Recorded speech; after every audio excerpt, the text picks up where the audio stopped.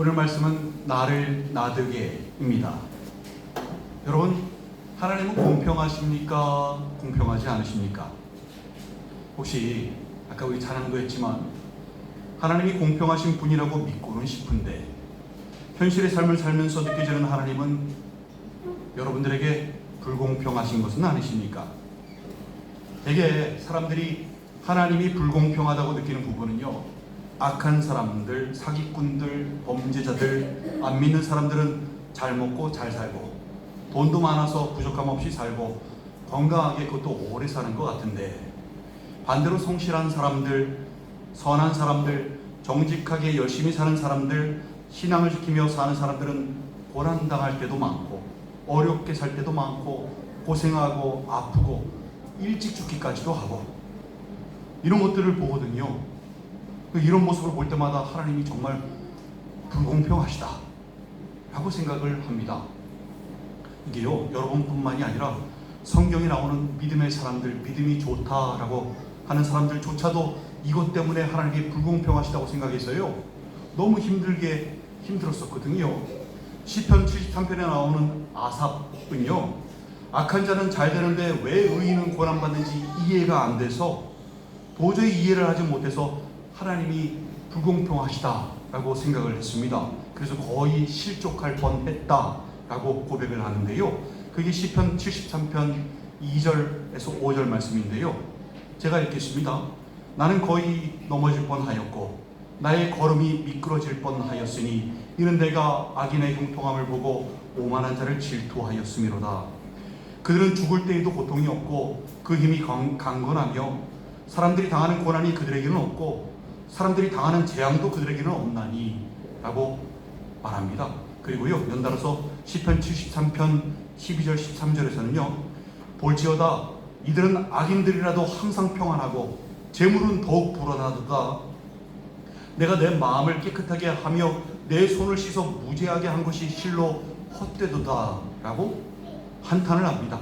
즉, 하나님 믿는 자신이 왜 더 힘든지, 왜 악인들은 더 잘 사는지, 자신은 그동안 마음을 깨끗하게 하여 죄를 안 지으려고 그렇게 살려고 노력을 했는데 그러한 자신의 삶이 헛되다고, 하나님 정말 불공평하시다 라고 고백을 하고 있는 것입니다. 이 믿음의 사람이요. 또 하나님께서 의인이라고 자랑하셨던, 칭찬하셨던 욥조차도요, 고난받을 때 하나님께 불공평하다고, 왜 그렇게 하시는지 이해할 수 없다고 하나님과 변론하고 싶어 했는데요, 욥기 21편 7절에서 13절에 보면요, 이렇게 말씀합니다. 어찌하여 악인이 생존하고 장수하며 세력이 강하냐? 그들의 후손이 앞에서 그들과 함께 굳게 서고 자손이 그들의 목전에서 그러하구나. 그들의 집이 평안하여 두려움이 없고 하나님의 매가 그들 위에 임하지 아니하며 그들의 수소는 새끼를 베고 그들의 암소는 낙태하는 일이 없이 새끼를 낳는구나. 그들은 아이들을 양떼같이 내보내고 그들의 자녀는 춤추는구나. 그들은 소고와 수금으로 노래하고 피리 불어 즐기며 그들의 날을 행복하게 지내다가 잠깐 사이에 세월에 내려가느니라 라고 말합니다. 욥은요, 악인들은 오래 살고 세력이 강한데 왜 의인은 고난당하는지 이해할 수 없다고, 하나님 정말 불공평하시다고 컴플레인 하였던 것입니다. 또 예레미야 선지자도 그랬는데요, 이 예레미야 선지자 누구입니까? 하나님의 마음을 품고 늘 눈물로 기도하였던 눈물의 선지자, 민족의 선지자 예레미야 아닙니까? 이 예레미야 주자도요, 하나님이 불공평하다고 생각했습니다. 그게 예레미야서 12장 1절 말씀인데요, 여호와여 내가 주와 변론할 때에는 주께서 의로우시니이다. 그러나 내가 주께 질문하옵나니 악한 자의 길이 형통하며 반역하는 자가 다 평안하면 무슨 까닭이니까? 라고 하나님께 기도로 물었습니다. 그는요, 하나님을 무시하고 또 믿는 사람들을 조롱하는 사람들이 평안하게 잘 사는 것을 도저히 견딜 수가 없었던 것입니다. 또 하박국 선지자도 그랬는데요, 하박국 선지자 누구입니까? 무화과 나무 잎이 마르고 포도 열매가 없으며 그 귀한 믿음의 고백을 했던 하박국 선지자 아닙니까? 그 하박국 선지자가요, 하나님의 불공평함에 컴플레인을 합니다. 하박국서 1장 13절에서요, 주께서는 눈이 정결하심으로 악을 참아 보지 못하시며 패역을 참아 보지 못하시거늘 어찌하여 거짓된 자들을 방관하시며 악인이 자기보다 의로운 자들을 삼키는데도 잠잠하시나이까? 라고 컴플레인을 합니다. 그 하박국 선지자가 얘기하는 내용이 이건데요. 하나님, 왜 악인이 형통합니까? 왜 불의를 보고도 잠잠하십니까? 왜 아무 일도 하지 않으십니까? 왜 더 악한 바벨론을 사용해서 그 죄를 지었다고 그냥 우리를, 유다를 심판하십니까? 였던 거였습니다. 하박국 선지자 입장에서는 악한 자가 형통한 것도 못 참겠는데 무엇보다 더 힘들었던 것은요, 이 유다보다 훨씬 더 악한 그 바벨론을 사용해서 유다를 심판하겠다고 하신 부분이었습니다. 왜 그렇게 하시냐는, 정말 공평하지 않으시다라고 하는 항의였던 것입니다. 요나도 그랬습니다. 큰 물고기에서 3일 밤낮으로 믿음의 기도를 했던 그 믿음의 기도 보세요. 절절합니다. 근데 그 요나가요, 하나님의 불공평하심에 불평하다 못해 아예 분노까지 하였습니다. 그는요, 니느웨 사람들이 회개하고 그로 인해 하나님께 심판을 유예받자 그것을 견디지 못하고 분노하였습니다. 왜 하나님께서 저 악한 니느웨의 악한 아수르 사람들을 용서하시는지 이해할 수 없다고, 하나님 정말 불공평하시다고 분노하였던 것입니다. 요나서 4장 1절 4절에 보면요, 이렇게 말씀합니다. 요나가 매우 싫어하고 성내며 여호와께 기도하여 이르되, 여호와여, 내가 고국에 있을 때에 이러하겠다고 말씀하지 아니하였나이까? 그러므로 내가 빨리 다시스로 도망하여 싸우니 주께서는 의로우시며 자비로우시며 노하기를 더디하시며 인애가 크시사 뜻을 돌이켜 재앙을 내리지 아니하시는 하나님이신 줄을 내가 알았음이니이다. 여호와여, 원하건대 이제 내 생명을 거두어 가소서. 사는 것보다 죽는 것이 내게 나음이니이다 하니 여호와께서 이르시되, 네가 속내는 것이 옳으냐 하시니라 라고 말씀합니다. 요나는요, 벌받아야 할 사람이 왜 은혜를 받는지 이해할 수가 없다고, 하나님 정말 불공평하시다고, 심판을 하셔야 되는데 왜 은혜를 주시냐고 그렇게 컴플레인 했던 겁니다. 가만히 보면요, 이게 하나님을 비꼬면서 분노하였는데요, 주께서는 은혜로우시며 자비로우시며 노하기를 더디하시며 인애가 크시사 뜻을 돌이키며 재앙을 내리지 아니하시는 하나님이신 줄을 내가 알았나이다. 여호와여, 원하건대 이제 내 생명을 거두어 가소서. 사는 것이 죽는 것이 내게 나음이니이다 라고 말합니다. 하나님 찬양하는 것 같죠? 아닙니다. 이거 하나님 비꼬는 겁니다. 하나님의 처사가 마음에 안 드니 그냥 차라리 날 죽여주세요. 난 도저히 못 받아들이겠습니다. 차라리 죽여주세요. 내 생명을 거두어 가세요 라고 말하는 겁니다. 여러분, 그 귀한 세례 요한도 그랬습니다. 주님께서요, 세례 요한 보고 뭐라고 말씀하셨죠? 세례 요한을 두고요, 여자가 낳은 자 중에 가장 큰 자라고 최고의 칭찬을 하셨습니다. 그 세례 요한이요, 그 메시아를 위해서, 주님을 위해서 헌신했지만 감옥에 갇히게 됐지요. 그리고 그는 제자들을 보내서 주님께 이런 질문을 합니다. 마태복음 11장 3절에서요, 오실 그이가 당신이오니까 우리가 다른 일을 기다리오리이까? 라고 묻습니다. 아니, 성령의 감동이 되어서 주님을 보자마자 메시아임을 고백했던 그 세례 요한 아닙니까? 근데 왜 이제 와서 오실 그이가 당신이오니까, 아니면 우리가 다른 일을 기다리오니까 이런 소리를 하고 있느냐 이 말입니다. 왜냐하면요, 본인이 느끼기엔 불공평하거든요. 아니, 메시아가 오셨으면 현실이 달라져야 하는데 달라지지가 않거든요. 그리고 자신은 감옥에 갇혀서 곧 죽게 되었거든요. 그러니까 실족하기 일보 직전이었던 것입니다. 세례 요한은 주님께 이렇게 얘기하는 겁니다. 나는 감옥에 있는데 왜 메시아는 바로 행동하지 않으십니까? 왜 악한 자들은 여전히 권세를 잡고 있습니까? 왜 하나님의 나라가 실제 이루어지지 않고 있습니까? 라고 항의했던 것입니다. 주님은 그 질문에 대한 대답으로요, 마태복음 11장 5절 6절에서 이렇게 말씀하시지요. 맹인이 보며 못 걷는 사람이 걸으며 나병 환자가 깨끗함을 받으며 못 듣는 자가 들으며 죽은 자가 살아나며 가난한 자에게 복음이 전파된다 하라. 누구든지 나로 말미암아 실족하지 아니하는 자는 복이 있도다 라고 말씀하셨습니다. 내가 바로 그 사람이다. 내가 바로 그 메시아다. 내가 하나님이다 라고 말씀하신 겁니다. 그리고 나로 인해서 실족하지 아니하는 자는 복이 있도다 라고 말씀하신 이유는요, 이게 주님이 불공평하시다라고 느끼는 사람은요, 이 실족할 수밖에 없습니다. 그래서 주님께서 나로 인해 실족하지 아니하는 자는 복이 있도다라고 말씀하신 것인데요, 이 믿음의 선진들조차도 이렇게 하나님이 불공평하시다고 생각하면서 실족할 뻔하였던 거지요. 따라서 우리도 그냥 하나님이 불공평하시다라고 느끼는 것은 충분히 그럴 수 있는 것 같습니다.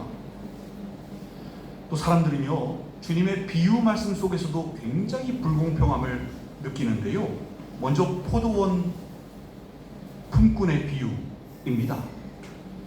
주님은 천국을 설명하시면서 포도원 품꾼의 비유를 말씀하셨지요. 그 말씀의 내용은 이러합니다. 어떤 포도원 주인이 하루 일할 일꾼을 찾으러 이른 아침에 나갑니다. 주인은 아침 6시에 일꾼들 한 무리를 찾아내서 한 데나리온 줄게, 이게 임금이었거든요. 하루의 일당이었거든요. 한 데나리온 줄게, 포도원으로 들어가 하고 보냅니다. 그리고 3시간 뒤인 오전 9시에도 다른 일꾼들을 찾아내서 또 보내고, 또 3시간 뒤인 우리 정오 12시에도 들여보내고, 또 3시간 뒤인 3시에도 들여보내고, 마지막 하루 일과를 마치기 1시간 전인 오후 5시에도 일꾼들을 찾아내서 포도원으로 들여보냅니다. 그러니까 오전 6시에 포도원에 들어온 사람은 몇 시간 일했죠? 12시간 일한 겁니다. 오전 9시에 들어온 일꾼은요, 9시간. 정오에 들어온 사람은 6시간, 오후 3시에 들어온 사람은 3시간, 그리고 마지막 오후 5시에 들어온 사람은 몇 시간 일했습니까? 1시간 일했습니다. 근데 이들이 지급받는 돈이 모두 얼마게요? 한 데나리온. 모두 똑같이 하루 일당을 받았습니다. 전혀 공평하지 않다고 느껴지지요. 먼저 와서 일을 더 많이 한 사람들은 당연히 포도원 주인이 불공평하다고 생각하겠지요. 정말 아침 6시부터 일한 사람은 진짜 너무 억울하겠지요. 그래서 그 사람들이요, 포도원 주인에게 원망하면서 이렇게 얘기합니다. 아니, 우리가 더 많이 일했잖아요. 이게 말이 됩니까? 우린 무더운 날씨에 온종일 땀 흘리며 일했는데 왜 우리가 늦게 온 저 사람들과 똑같은 품삯을 받아야 합니까? 라고 공평하지 않다고 컴플레인을 합니다. 충분히 억울해할 만합니다. 누가 봐도 불공평해 보입니다. 근데 이 원망 섞인 항의를 들은 포도원 주인이요, 억울한 사람들을 위로해주기는커녕 그들의 항의에 이렇게 대답합니다. 마태복음 20장 13절 15절인데요. 친구여, 내가 네게 잘못한 것이 없노라. 네가 나와 한 데나리온의 약속을 하지 아니하였느냐? 네 것이나 가지고 가라. 나중은 이 사람들에게 내가 너와 같이 주는 것이 내 뜻이니라. 내 것을 가지고 내 뜻대로 할 것이 아니냐? 내가 선험으로 네가 악하게 보느냐라고 말합니다. 포도원 주인이 지금 뭐라고 얘기하는 겁니까? 간단히 얘기하면, 너희는 약속된 돈 받았잖아. 그거 가지고 가. 그냥 무슨 말이 많아. 얘네들 돈 얼마나 줬어도 그건 내 맘이야. 내 돈 가지고 내가 내 맘대로 못하냐? 라고 말하는 것이지요. 포도원 주인의 처사가 너무 불공평해 보이지 않습니까? 여러분이 오전 6시부터 와서 일한 사람이었다면 정말 억울하지 않겠습니까? 그럼 이 포도원 주인이 누구를 의미하지요? 바로 하나님이십니다. 근데 정말 하나님께서 이렇게 불공평한 분이십니까? 이 비유 말씀을 하시고 나서요, 그 다음 절인 마태복음 20장 16절에서 이렇게 말씀하는데요, 이와 같이 나중된 자로서 먼저 되고 먼저 된 자로서 나중되리라 라고 말씀하십니다. 아니, 나중된 자가 먼저 되고 먼저 된 자가 나중된다고 말씀하시는 것 자체가 너무 불공평한 거 아닙니까? 하나님 마음대로 나중된 자를 먼저 되게 하시고 먼저 된 자를 나중되게 하시겠다는 게 너무 받아들이기 힘들지 않습니까? 불공평한 처사 아닙니까? 또 있습니다. 달란트 비유인데요, 여기서도 불공평함이 느껴집니다. 한 주인이 자신의 소유를 종들에게 맡겼는데요, 각각 5달란트, 2달란트, 1달란트 맡겼지요. 5달란트 받은 사람은 5달란트 더 남겼고요, 2달란트 받은 사람은 2달란트를 더 남겼습니다. 근데 1달란트 받은 사람은 그 받은 것을 그냥 땅에 묻어뒀습니다. 그리고 나중에 주인이 왔을 때 1달란트 그대로 들고 왔습니다. 이게 비유입니다. 그래서 결론은 주인이 돌아왔을 때 5달란트 받았던 자와 2달란트 받았던 자는 칭찬을 받습니다. 각각 그들이 벌었던 그 달란트들까지 상으로 다 가져가라. 너희들 돈이다. 너희들 것이다. 라고 해서 줬거든요. 근데요, 한 달란트 받은 사람, 그 한 달란트 그대로 가져온 사람은요, 뺏었습니다. 넌 나가. 바깥 어두운 데로 쫓아냈습니다. 이게 비유의 결론입니다. 우리가 잘 알고 있는 말씀이지요. 근데요, 여러분, 한 달란트 받은 사람 입장에서는 이거 완전히 불공평한 처사입니다. 다른 사람에게는 5달란트, 2달란트 줬잖아요. 이거부터가 불만족입니다. 자신에게는 고작 1달란트밖에 안 줬거든요. 이거 가지고 할 수 있는 게 제한됩니다. 이윤을 남기기 힘들다고 생각할 만 하겠지요. 이것까지 그냥 본전을 잊어버릴까봐, 자본을 잃어버릴까봐 본인 생각에 그냥 묻어뒀다가 가져오는 게 더 나을 것 같아서 묻어둔 거 아닙니까? 아니, 자신한테 최소한 2달란트만 줬어도 자기도 저 사람처럼 2달란트 남길 수 있었을 텐데 고작 1달란트만 주었으니 이건 이 종의 입장에서는 굉장히 불공평한 처사 아닙니까? 주인의 실족할 수밖에 없는 주인의 차별 대우 아닙니까? 또 있습니다. 탕자의 비유에서도 불공평함이 느껴지는데요. 이 비유에서 집 나간 둘째 아들 말고 첫째 아들의 입장에서 아버지를 보면요, 정말 실족할 만합니다. 너무 불공평하거든요. 자신은 아버지를 떠난 적이 없어요. 아버지 항상 옆에서 자리를 지키고 아버지 앞에서 아버지의 뜻을 받들며 열심히 봉사하고 일을 했거든요. 근데 이 아버지의 유산을 미리 받아가지고 집을 나가서 그냥 창기들과 그냥 다 그냥 부어라 마셔라 하면서 탕진해버렸던 이 둘째가요, 다시 집에 돌아왔네요. 그리고 남아있는 재산은 아버지의 재산은 자신의 유산이거든요. 근데 거기서 빌 붙어서 또 왔네요. 돈 다 날려버리고. 그러니까 화가 치밀어 오르지요. 남은 아버지의 재산은 다 자기 건데 아버지는 둘째가 돌아왔다고 손에 가락지를 끼우고 살찐 송아지를 잡고 잔치를 엽니다.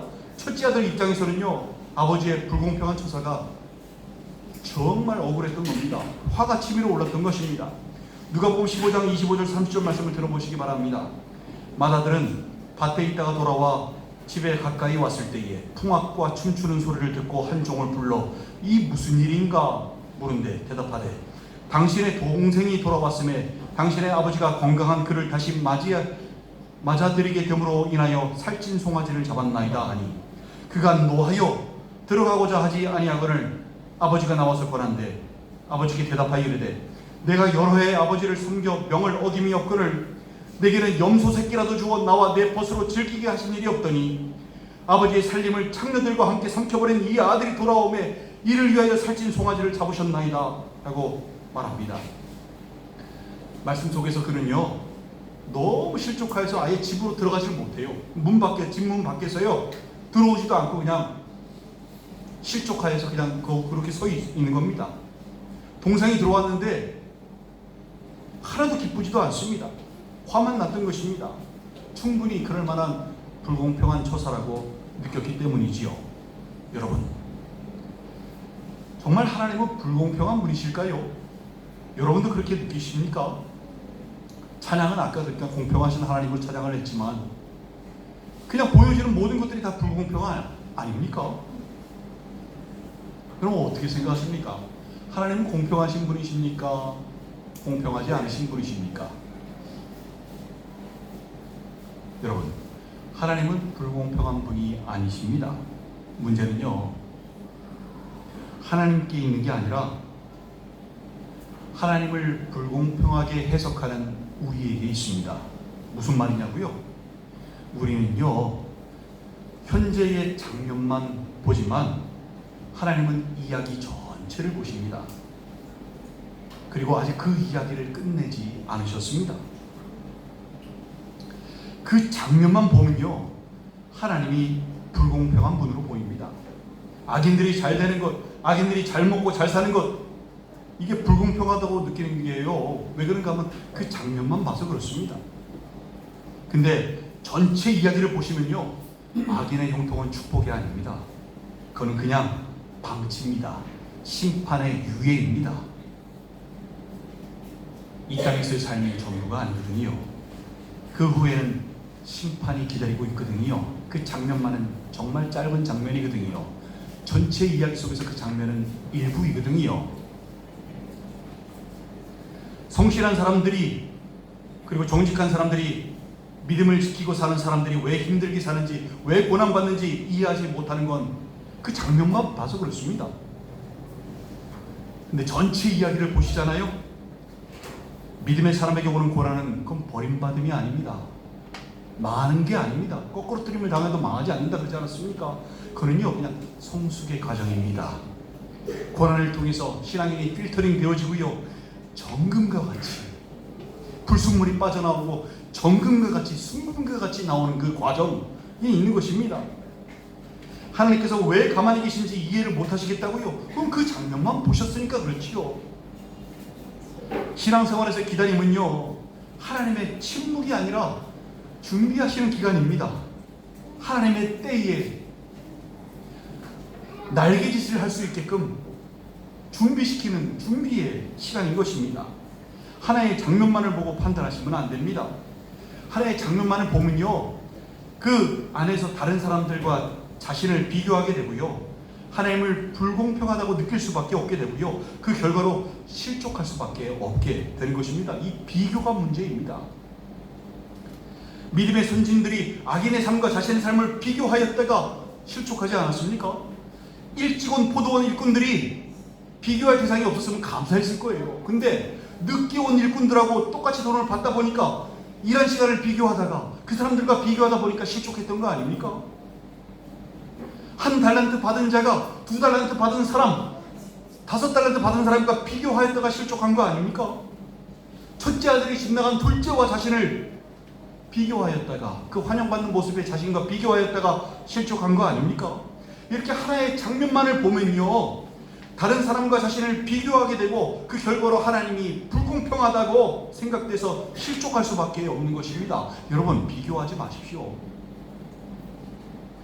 나 자신이 남보다 잘하든 못하든 계속 비교하다 보면요 어느 순간 여러분 자신을 잃어버리게 되어 있습니다. 남의 기준으로 살아가고요, 남의 기대 속에서 숨쉬고요, 남의 시선으로 자신을 평가하고요, 그리고 결국에는 남들처럼 자기 의를 가지고 다른 사람을 평가하는 사람, 그냥 그런 사람 됩니다. 그렇게 살면 안 되죠. 하나님께서 우리를 가장 우리되게 만드셨습니다. 다른 사람과 비교하다가 실족하라고 우리를 만드신 것이 아닙니다. 오늘 본문에서요, 주께서 내 내장을 지으시며 나의 모태에서 나를 만드셨나이다. 내가 주께 감사하옴은 나를 지으심이 심히 기묘하심이라. 주께서 하시는 일이 기이함을 내 영혼이 잘 아나이다 라고 말씀합니다. 나를 지으심이 심히 기묘하심이라. 여기서 기묘하다는 것은요 단순히 신기하다 이런 뜻이 아니라 정교하다, 의미가 있다, 의도된 작품이다 라는 의미입니다. 하나님은요 사람을 공장 찍어내듯이, 보급품 찍어내듯이 만들지 않으셨습니다. 얼굴도 다 다릅니다. 목소리도 다릅니다. 성격도 다릅니다. 홍채 모양도 다르고요, 지문도 다릅니다. 그래서 생체인식 센서가 있는 거 아니겠습니까? 다 다릅니다. 세상에 똑같은 사람 하나도 없습니다. 쌍둥이조차도 다릅니다. 왜냐하면요 하나님은 복제품을 만들어내시는 분이 아니시기 때문입니다. 꽃다발을 보십시오. 장류만 있으면 별로 아름답지 않습니다. 국화도 들어가고 백합도 들어가고 안개꽃도 들어가고 해야 아름다운 꽃다발이 됩니다. 하나님은요 다른 사람 같은 여러분을 만드신 게 아닙니다. 여러분 한 사람 한 사람을 기묘하게 만드신 것입니다. 문제는 비교가 여러분 자신을 무너뜨린다는 것에 있습니다. 사울왕을 생각해 보실래요? 처음에 사울은 겸손했습니다. 믿음의 사람이었습니다. 근데요 다윗이 등장하고 그리고 다윗과 자신을 비교하면서부터 그의 인생이 흔들리고 무너져 내렸습니다. 사람들이 외쳤습니다. 사울이 죽인 자는 천천히요 다윗은 만만이로다. 그 말이 뭐 어땠어요? 뭐 다윗이 더 칭찬받으면 뭐 문제가 됩니까? 근데 사울이 비교하기 시작했습니다. 다윗과 자신을. 그 순간부터요 사울은 더 이상 자기 인생을 살지 못합니다. 왕인데도 불안해요. 성경 읽어보세요. 얼마나 불안해하는지. 아니, 왕이 뭐 이렇게 불안해합니까? 권력이 있는데도 초조해야 합니다. 막 악신에 쫓겨다녀요. 아주. 왜 그랬습니까? 언제부터 그랬습니까? 다윗과 비교하면서 살기 시작했을 때부터 그랬던 것입니다. 비교하면 자신이 가진 것이 안 보입니다. 그래서 감사가 사라집니다. 하나님의 선하신 은혜를 기억하지 못하게 되는 것입니다. 그리고 결국에는 불공평하다고, 하나님이 불공평하시다고 느끼고 실족하게 되어 있는 것입니다. 또 비교하면요, 정체성이 흔들립니다. 하나님 안에서의 내가 아니라 남과 비교한 내가 기준이 됩니다. 즉 비교가 나를 나 되지 못하게 만드는 원인이 되는 것입니다. 요즘 SNS의 가장 큰 문제가 뭔지 아십니까? 비교입니다. 비교. 자신을 SNS의 상대와 자꾸 비교하면서 스스로를 초라하게 여기는 것입니다. 있는 모습 그대로의 자신이 못마땅해요. 그러니까 자신을 미워하고, 하나님이 주신 자리보다 남의 자리를 부러워합니다. 하나님이 주신 속도보다 남의 속도를 따라가려고 합니다. 그러다가 의도한 대로 안 되면 어떻게 됩니까? 하나님이 불공평하시다. 정말 그렇게 생각이 되고 실족하는 것입니다. 여러분, 하나님은 우리를요 비교의 대상으로 만들지 않으셨습니다. 나는 나여야 합니다. 요한 1서 3장 1절 2절에서 보라, 하나님께서 어떠한 사랑을 우리에게 베푸사 하나님의 자녀라 일컬음을 받게 하셨는가. 우리가 그러하도다. 그러므로 세상이 우리를 알지 못함은 그를 알지 못함이라. 사랑하는 자들아, 우리가 지금은 하나님의 자녀라. 장래에 어떻게 될지는 아직 나타나지 아니하였으나 그가 나타나시면 우리가 그와 같을 줄을 아는 것은 그의 참모습 그대로 볼 것이기 때문이니, 주를 향하여 이 소망을 가진 자마다 그의 깨끗하심과 같이 자기를 깨끗하게 하느니라 라고 말씀합니다. 우리는 하나님의 자녀입니다. 돈이 없어서 풍족하지 못하게 살면 좀 어떻습니까? 그것 때문에 우리의 자존감이 떨어지면 되겠습니까? 우리가 하나님의 자녀인데요. 좀 못생기면 어떻습니까? 좀 몸매가 안 좋으면 어떻습니까? 그것 때문에 우리의 자존감이 떨어지면 되겠습니까? 우리가 하나님의 자녀인데요. 이 땅에서 실패를 좀 경험하면 어떻습니까? 그것 때문에 우리의 자존감이 떨어지면 되겠습니까? 우리가 하나님의 자녀인데요. 몸이 좀 약하면 어떻습니까? 나이가 좀 먹어서 피부가 푸석푸석해지면 어떻습니까? 늙고 병들고 약해지면 좀 어떻습니까? 그것 때문에 우리 자존감이 떨어지면 되겠습니까? 우리가 하나님의 자녀인데요. 세상 사람들은 우리보다 잘 나간다고, 비교 우위에 있다고 잘난 척할 수도 있겠지요. 우리를 내려다볼 수도 있겠지요. 그러라고 하시지요. 그럼 그들이 우리를 알지 못하기 때문이고요. 우리를 알지 못하는 이유는 바로 하나님을 알지 못하기 때문입니다. 세상이 우리를 알지 못하면 그를 알지 못함이라고 말씀하지 않습니까? 나를 가장 나되게 하시는 분이 바로 우리 주님이신 것입니다. 그렇게 만드신 겁니다. 하나님 안에서 우리가 완벽해집니다. 우리를 하나님의 자녀로 삼으시는 주님께 나를 나되게 만드는 그 비결이 그 안에 있는 것입니다. 세상은 주님을 모르기에 우리를 알지 못하는 것입니다. 사랑하는 자들아, 우리가 지금은 하나님의 자녀라. 장래에 어떻게 될지는 아직 나타나지 아니하였으나 그가 나타나시면 우리가 그와 같을 줄을 아는 것은 그의 참모습 그대로 볼 것이기 때문이니, 주를 향하여 이 소망을 가진 자마다 그의 깨끗하심과 같이 자기를 깨끗하게 하느니라 라고 말씀합니다. 하나의 장면이 아니라 전체의 이야기를 보시기 바랍니다. 우리가 아직 장래의 최후 영광에는 이르지 못했고요. 그 영광이 아직 사람들에게도 보이지 않지만 언젠가 주님 앞에 서는 날, 그 영광의 날, 하나님의 자녀로서 하늘나라의 상속자로서 우리를 영화롭게 하실 주님의 환영을 받을 것입니다. 이 소망을 가진 자마다 주님의 깨끗하심과 같이 자기를 깨끗게 한다고 말씀하지 않습니까? 이 소망을 가지고 나를 만드신 주님 안에서 나를 나되게 하시며 사시는 여러분들 되시기 바랍니다. 세상이 천국을 모르기에 세상 기준의 자존감으로 여러분을 비교하며 무시한다고 해도 말려들지 마시기 바랍니다. 말려들어서 같이 세상 기준의 자존감을 높이려고 죽어라 경쟁하며 살다가 불공평함을 느끼며 실족하지 마시기 바랍니다. 천국의 자존감으로 사시기 바랍니다. 우리들은 하나님의 자녀들임을 잊지 마시기 바랍니다. 하나님의 소유이심을 잊지 마시기 바랍니다. 이사야서 43장 1절에서 너는 두려워하지 말라. 내가 너를 구속하였고 너를 지명하여 불렀나니 너는 내 것이라. 라고 말씀하시지 않습니까? 하나님께서 내가 너를 구원하였고 너를 지명하여 부른 날이 너는 내 것이라 그러니 두려워하지 말라 라고 말씀하시는데 뭐가 두렵겠습니까?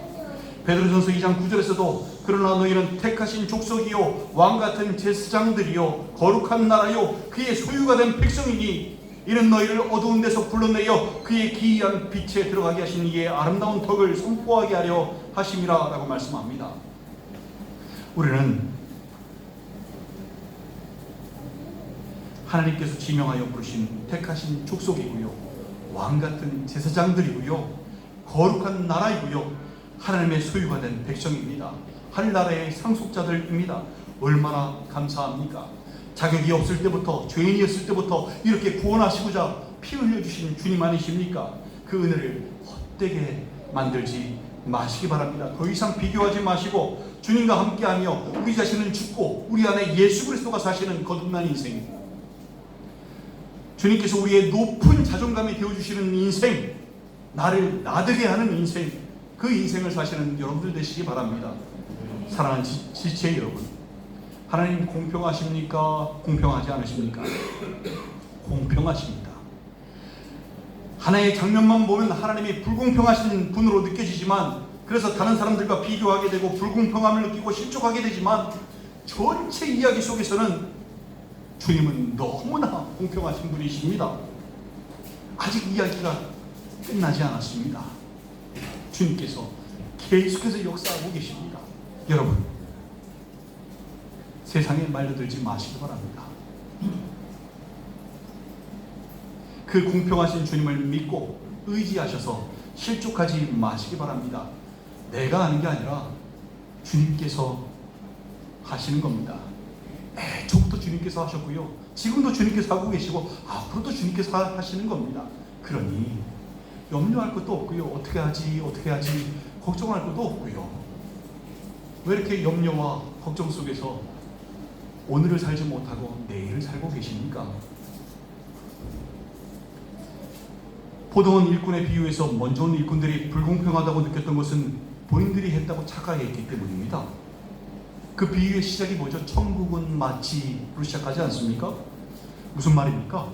본인들이 열심히 했다고 천국 가는 게 아니에요. 주님의 은혜로, 주님의 공로로 천국 가는 거죠. 주님이 다 하셨고 지금도 하시고 앞으로도 하실 건데, 거기서 본인이 열심히 했는데 왜 나에게 이거밖에 안 됩니까? 왜 내가 이렇게 의로운데 난 천국에서도 왜 저 사람들과 똑같은 대우를 받습니까? 이렇게 얘기하는 것 자체가요, 여러분, 비교하여서, 그 장면만 보고 비교하여서 그게 실족하였던 것입니다. 그러지 마시기 바랍니다. 다 하시는, 모든 것을 다 하시는 주님과 손잡고 같이 가시기 바랍니다. 너는 내 것이다, 내가 너를 도울 것이다 하시며 주님께서 여러분과 함께하기를 원하십니다. 내가 너를 보배롭고 존귀하게 여긴다, 너를 사랑한다 하시며 영원토록 함께 하실 것입니다. 하나부터 열까지 주님께서 하시는 것입니다. 주님 불공평하지 않으십니다. 이제 그만 비교하시기 바랍니다. 전체 이야기를 보시기 바랍니다. 그리고 주님 안에서 나를 가장 나되게 하시기 바랍니다. 나를 가장 기묘하게, 가장 특별하게 지으신 하나님이십니다. 남들보다 못하다고 자존감 바닥으로 살지 마시고요, 남들보다 또 우월하다고 자기 의에 빠져 살지 마시기 바랍니다. 다 헛됩니다. 주님 안에서 정체성을 발견하시기 바랍니다. 주님 안에서 자존감을 회복하시기 바랍니다. 주님 안에서 구원을 맛보시고 천국을 사시는 여러분들 되시기 바랍니다. 하나님의 은혜와 평강이 주님 안에서 나를 가장 나되게 하기를 소망하시는 여러분들과 영원토록 함께 하시기를 주님의 이름으로 간절히 축원드립니다. 이 시간 함께 기도하시겠습니다. 여러분, 그동안 얼마나 비교하며 사셨습니까? 그동안 얼마나 하나의 장면만을 보며 하나님 참 불공평하시네,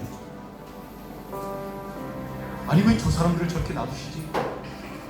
난 이해하지 못하겠네. 난 내 믿음을 지킨 게 헛된 건가? 내가 이렇게 나는 선하게 살려고 노력한 것이, 정직하게 살려고 노력한 것이 이게 잘못된 것인가? 헛수고인가? 혹시 여러분 생각 아니십니까? 여러분 그러지 마시기 바랍니다. 여러분과 함께 하시고 여러분을 가장 여러분 되게 하시는 주님을 발견하시기 바랍니다. 그 안에서 여러분이 발견되어 여러분을 기묘하게 지으신 하나님의 뜻대로 높은 자존감으로 하나님 안에서 자존감과 정체성을 회복하고 살 수 있게 되는 것입니다. 우리는 하나님의 자녀입니다. 택하신 족속이고 왕같은 제사장들입니다. 여러분 어떻게 살고 계십니까? 그만 비교하시기 바랍니다. 그만 남들 시선에 맞춰 남들 속도에 따라가기 위해 살지 마시고요. 그런 것들은 그렇게 안 해도 하나님께서 역사하십니다. 도태된다고요? 아니요. 하나님의 인도하심을 뭘로 보십니까? 하나님께서 역사하실 것입니다. 그러니 걱정하거나 염려하지 마시고 그만 비교하시고 나를 가장 나되게 하시는 주님 안에서 평강하고 평강하도록 지키시는 주님의 역사 안에서 사시기 바랍니다. 믿음의 사람 되시기 바랍니다. 성경 말씀에 왜 그렇게 주님의 불공평함이 들어가 있는 줄 아십니까? 그 모습이 우리의 모습이니까요. 거기서 위로받으라고 그러는 게 아니라 그렇게 하지 말라고, 타산지석을 삼으라고, 실족하지 말라고 그 말씀을 기록한 것입니다. 아브라함이 거짓말했다고 나도 거짓말해도 되는구나, 이게 아니라요.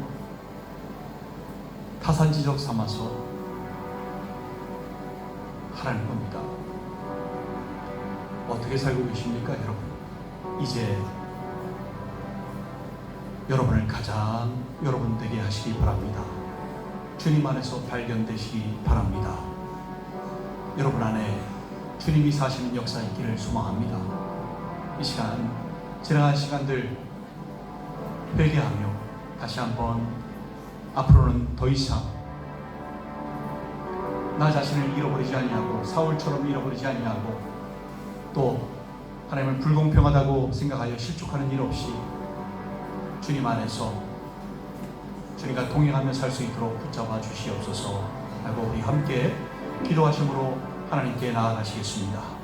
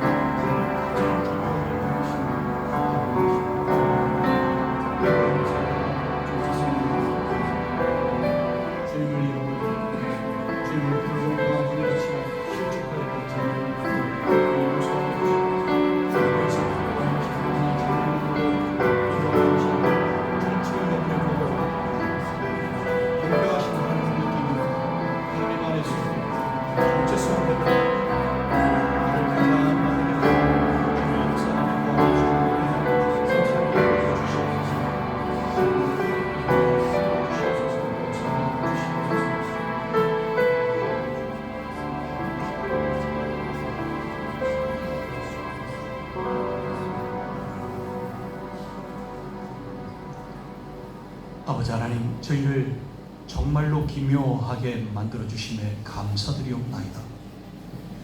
더 이상 비교하면서 우리 자신을 잃어버리는 것이 아니라 주님 안에서 가장 완벽한 우리를 발견하며 정체성을 회복하고 자존감을 회복하는 저희들의 삶되게 인도하여 주시옵소서. 한 사람 한 사람 붙들어 주시옵고 이 모든 말씀 우리 구주 예수 그리스도 이름으로 축복하며 기도 올리옵나이다.